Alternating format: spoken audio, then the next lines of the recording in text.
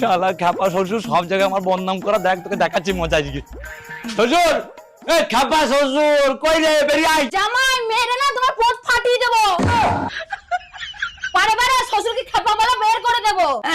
খ্যাপাকে খাওয়া বলবো না তো কি বলবো? ভালো বলবো? ও আমার নামে পাড়ায় পাড়ায় বদনাম করে বেড়াবে আর আমি ওকে ছেড়ে দেবো? শালা খ্যাপা শ্বশুর। জামাই তুমি আবার খেপা বলে এবার কিন্তু সত্যি সত্যি মেরে তোমার পোত ফাটিয়ে দেবো। আপনি আমার পোত ধরাবেন, তাহলে আমিও আপনার বেলুন ফাটিয়ে দেবো। ঘাটে ফুটে জামাই তুমি কি বলছো? শাশুড়িকে কেউ জামাই হয়ে এ কথা কেউ বলে? আপনি শাশুড়ি হয়ে জামাইয়ের পোত ফাটিয়ে দেবেন আর আমি জামাই হয়ে যাই আপনার বেলুন ফাটিয়ে দেবো বলেছি, তাতে আমার দোষ? আরে বাবা ওটা তো রাগের মাথায় বেরিয়ে গেছে। ও এই তোমার শাশুড়ি জামাই সবসময় ঝগড়া কেন করো বলো তো? তোমরা জ্বালায় কোথায় যাই বলো তো? শ্বশুর মশাই, আমি আপনাকে একটা ভালো আইডিয়া দেবো। হ্যাঁ দাও তো, দাও তো। আপনি মৃত্যু গ্রহণ করুন। আচ্ছা। দেখেছো